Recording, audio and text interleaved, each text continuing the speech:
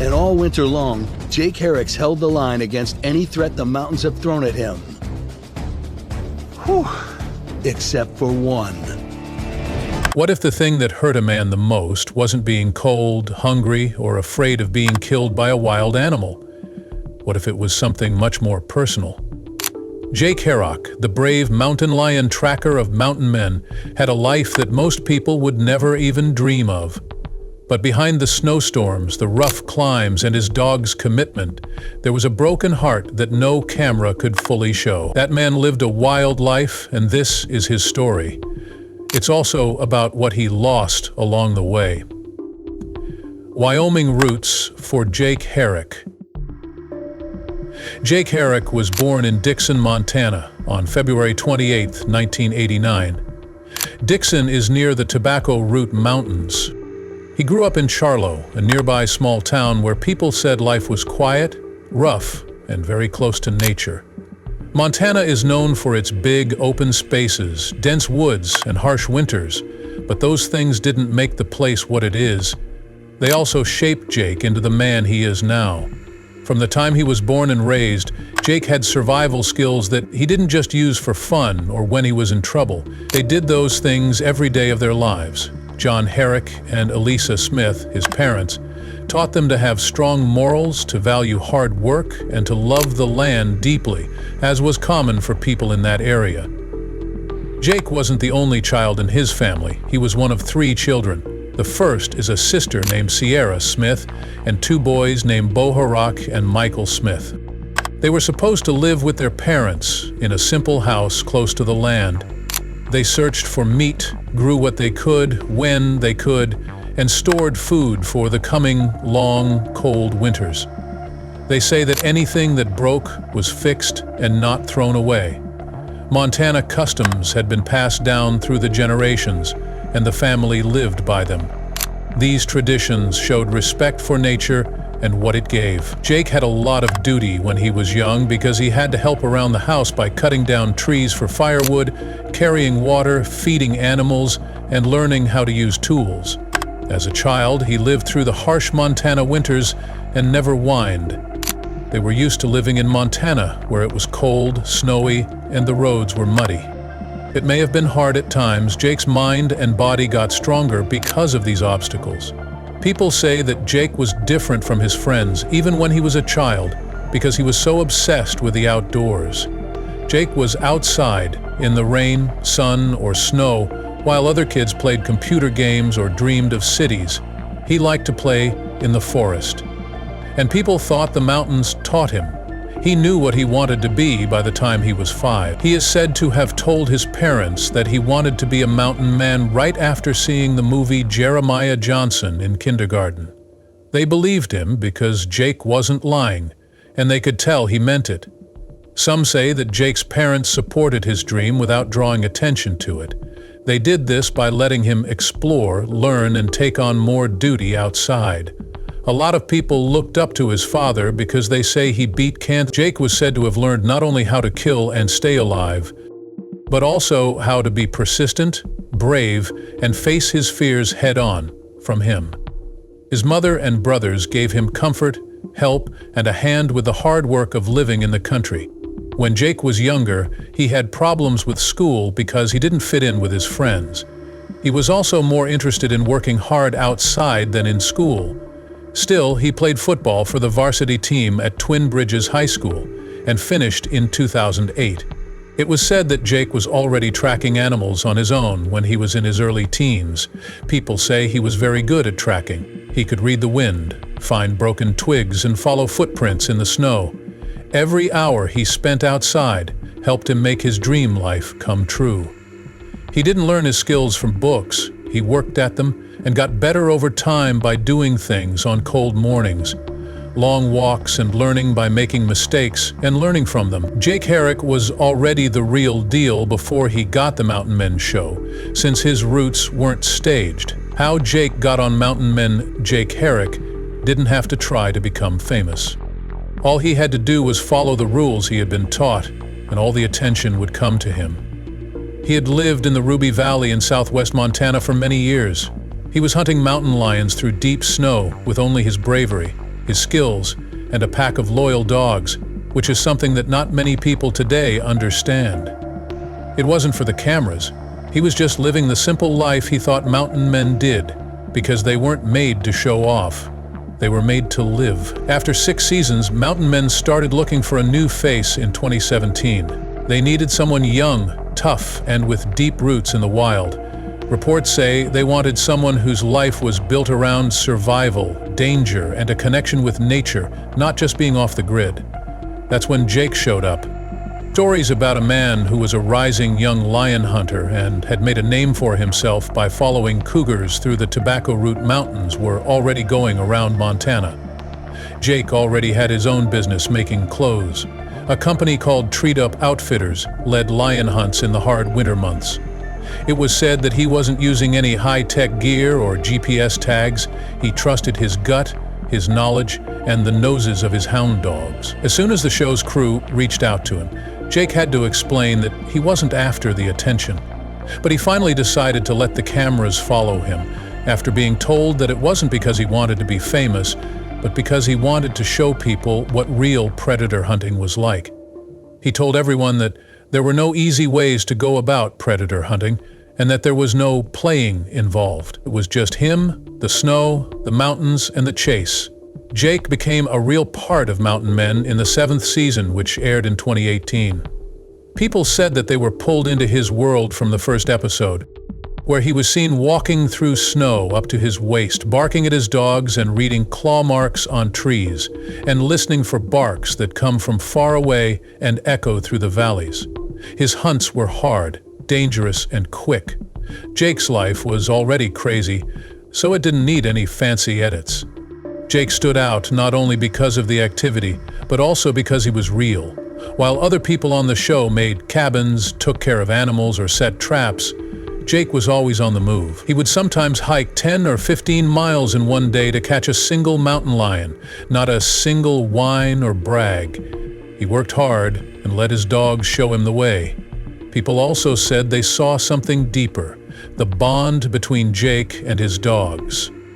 Dogs like Lefty, Maggie, and Ruggs were not just tools for him, they were family. Jake often said that the chase wasn't about killing because he didn't do that very often. His team's goal was to find the animal, kill it, and show that they were the best at what they did. Jake's part on Mountain Men grew a lot as the show went on. He started going on more dangerous hunts, like following bears in the spring, avoiding avalanche zones, and carrying his pack through brutal blizzards.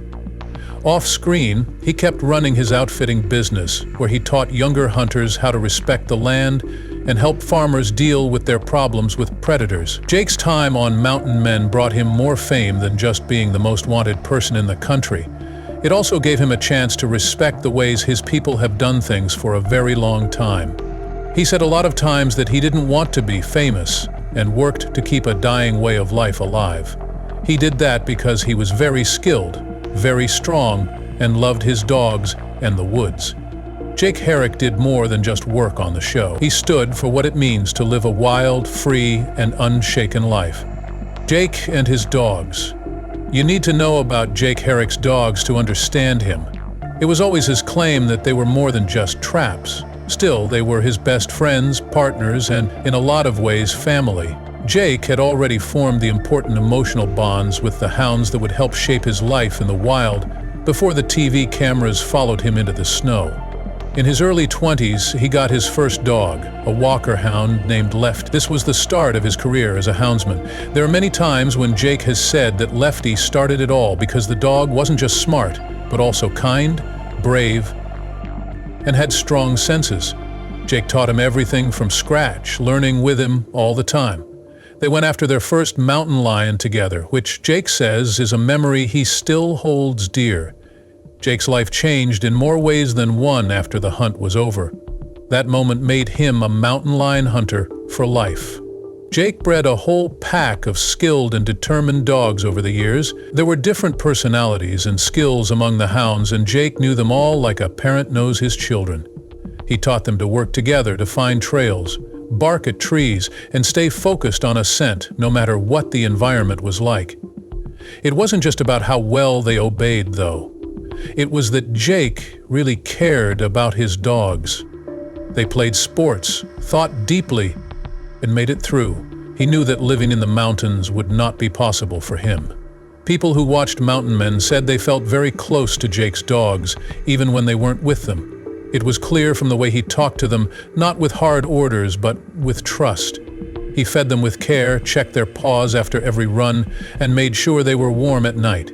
Jake always put his pack first, even when he was deep in snow or climbing steep rock walls. When one of Jake's dogs got hurt, he felt bad about it. He once said that seeing a dog get hurt on a hunt was worse than getting hurt himself. He thought they had all won their spot by his side because they weren't just animals, but loyal teammates who would do anything for him. Jake didn't hunt for fun or to win prizes. The race, the track, and the chase were always his goal. He didn't always kill the lion or bear they found.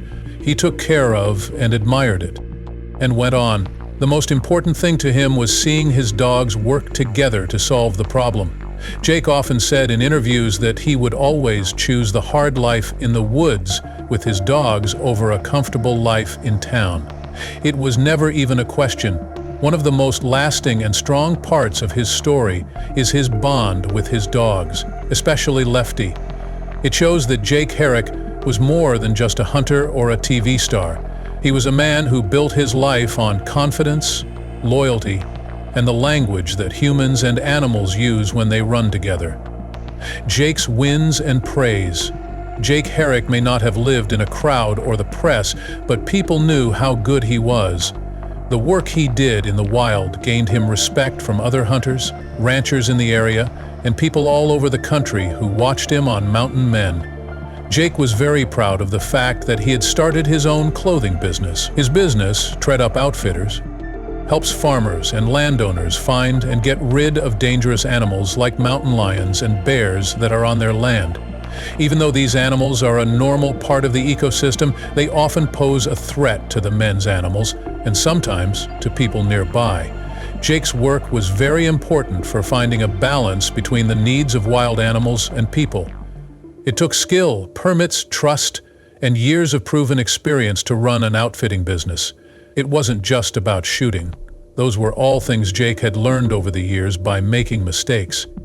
Because people who knew him well told them about him. Farmers in southwest Montana started calling him when they saw lion tracks near their cattle or saw animals going missing. Jake had made a name for himself by being quick. He was trustworthy, and most of all, good at what he did. It was known that not many hunts could train a pack of hounds as tight and skilled as Jake's. This was another sign of his success. He wasn't just lucky, he worked hard and was patient. It took him a while to teach each of his dogs how to work together as a smooth, calm unit. It took more than instinct to find lions in snow-covered woods and mountains. Trust, time, and understanding were also important. Jake made it look easy, but what he did with his dogs was hard-won and took years of practice. Jake's part on Mountain Men was also a big deal in and of itself. It was a big deal to be asked to join the show. He didn't get picked because he was showy. He was chosen because he really knew what it was like to live in the mountains. When he first showed up in season 7, people knew right away what made him different from the others. Not only did he stay alive in the wild, he did great, and didn't need any help or direction. Over time, Jake became one of the most recognized cast members on the show because of how hard he worked, how humble he was, and how close he was to his dogs. He wasn't flashy, but he had no fear. A lot of people liked him online and said he was the most real mountain man on the show. Some even went to Montana to meet him or hunt with him. Jake didn't win prizes or public praise, but the things that meant the most to him were being outside in the cold, chasing things, and having people trust him. His life showed that success doesn't always mean being praised. Sometimes it's in the snowprints, a safe ranch, or a good trail through the wild. That was enough for Jake Herak. Some people say that living in the wild is quiet, but for Jake Herak, it wasn't at all. Every day in the mountains was very dangerous, and if you made one mistake, any of them could kill you in an instant. Jake was respected for being brave and strong, but not many people really knew how dangerous his job was. As a mountain lion scout, Jake often worked in the middle of nowhere in Montana, away from any roads or people who could help him. In addition to slippery ice, secret drop-offs, falling rocks, and thick snow, the ground is steep and rough. People say that he would walk more than 15 miles some days. Even when it was very cold, the winds were very strong and there was snow up to his waist. Storms would sometimes come out of nowhere, leaving him alone in the woods with only his dogs and his wits to keep him safe. But Jake's job isn't dangerous just because it's cold or snowy. It was the animals he was after. Mountain lions are known to be quiet but dangerous hunters. If they feel threatened or hurt, they can turn around and attack right away. Bears were also a danger, especially in the spring when they were hungry after coming out of slumber. They moved quickly and didn't always do what they were told. But Jake often followed their tracks through brush and up steep hills because he knew he wouldn't have time to duck if one charged. Jake was also in danger from his pack. Even though he taught his dogs, they could still get hurt because one wrong move could send one over a cliff. A cougar could hit one with its teeth. A bear could easily knock out a dog. Jake had to be alert to keep himself and his dogs safe. The dogs often ran ahead of him. It could go badly if there was a fight before he got there. There was also the chance of getting lost, since paths aren't there in the winter. Trails and landmarks are hidden by snow, and a whiteout can make even the most experienced forester feel like they can't see. Jake always had his basic survival gear with him, but he tried to travel light most of the time because he trusted his dogs, memory, and ability to read maps to get him back. Rescue teams were often hours or even days away, so he had to be ready. Cell phone service wasn't always available. Still, there were risks that were hard to see, like avalanches, thin ice on mountain lakes, and sudden collapses. Jake once talked about having to turn around in the middle of a hunt because the snow moved under his feet. He was afraid that taking one more step would cause a landslide that would bury him and his dogs alive. Jake kept going anyway, not because he liked being in danger, but because he respected it. He was aware that the mountains could kill him at any time, so he never skipped steps, hurried, or lost his concentration on the hunt. He carefully thought about every step he took and choice he made because he knew that the wrong choice could be his last. Jake Herak didn't have to deal with more than one threat every day while he was hunting. He had faith in himself, his dogs, and what he was doing. He believed it was worth everything to live on the edge, close to nature and danger. He didn't see the wild as dangerous. It was something to deal with. The stress Jake was under.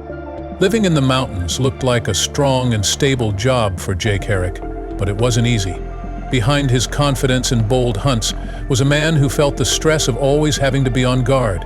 Every day, living off the land was dangerous for the mind and heart as well as the body.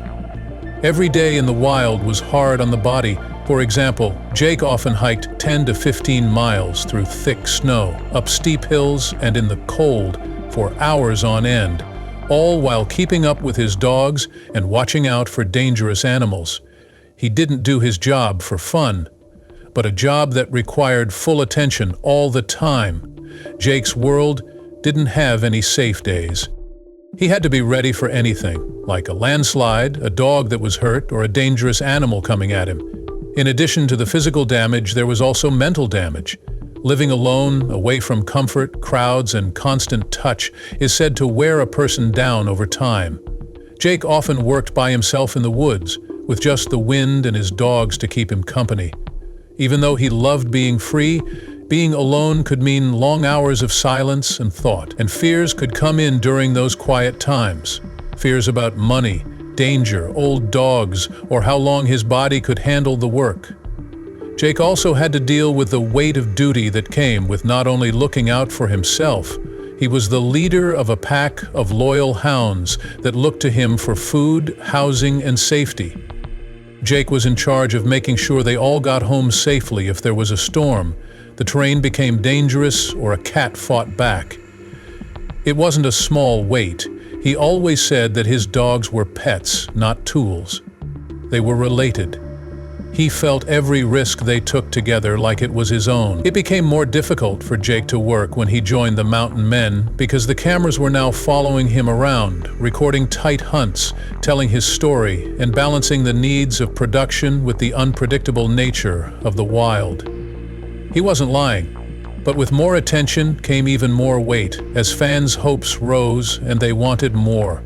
After episode after episode, Jake had to show that he was the real deal. His friends say Jake often put up with pain and tiredness without complaining, even though he rarely showed it. Even when he was hurt or sick, he kept going. He worked even when he was tired. He learned to keep going, never give up, because that's how he was raised. But it looks like they've forgotten that even the strongest shoulders can only hold so much for so long. Jake never told many people about his problems. Those who looked closely said they could see the quiet weight in his eyes, the tired steps after a long hunt, and the still times when the camera wasn't rolling. He kept most of it to himself. In the end, Jake Herak showed us that power isn't always loud. It can also be quiet work in the early morning or late at night. And what really matters are the silent fights that tell the most interesting story. Behind Jake's calm words and brave hunts was a man who wasn't just trying to stay alive. He was under a lot of stress because of a life that not many people could fully understand. He felt terrible when he had to say goodbye to Henry and Clutch. When Jake Herak was hurt, it wasn't because he was famous or failed. It broke my heart to lose someone. In the wilds of Montana, where trust is hard to come by and working together is key to life, Jake's closest relationships were with his hound dogs. Early in 2020, he went through a terrible event that changed him in a way that no storm or cougar ever could. Jake lost Henry and Clutch, two of his best dogs. Jake was completely shocked when this loss happened so quickly. Jake didn't just see these dogs as dogs. He had been shooting with them for a long time and thought of them as family. They lost loved ones, and Jake's mountain life was turned upside down by their death. Henry, a walker hound who was 10 years old and had been used to people, died after a long fight with cancer.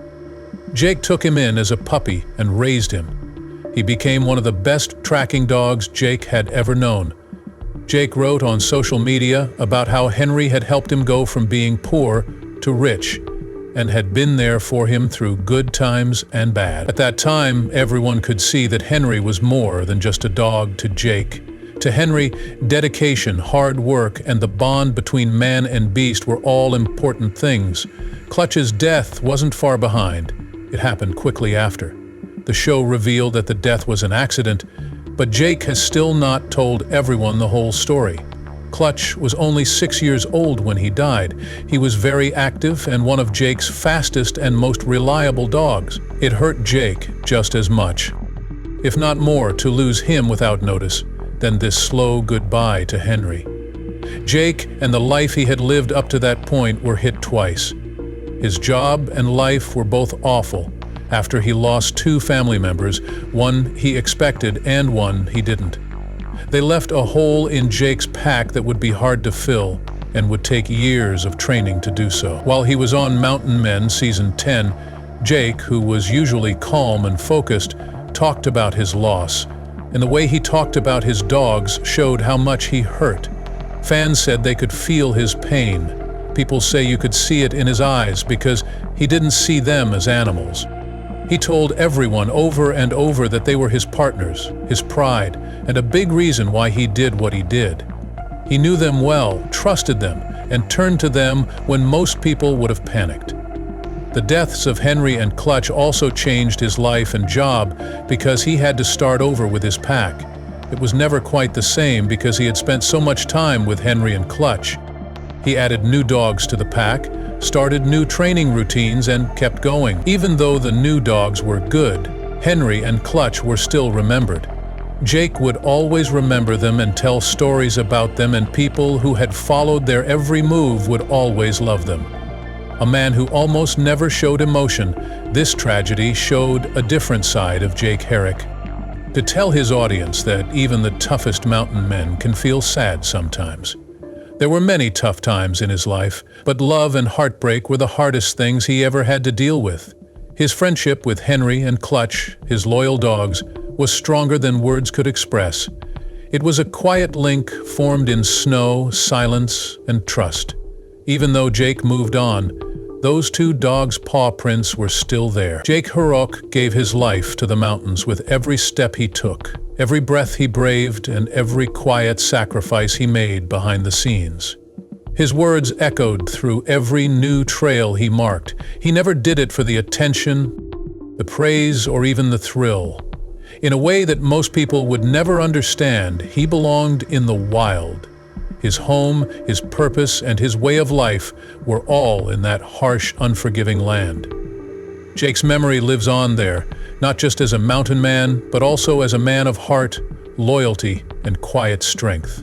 There are some tracks in the snow that will never go away. Even if he walks the trails with a new pack on his back, the mountain man stays, but his pain is as deep as the forest he lives in.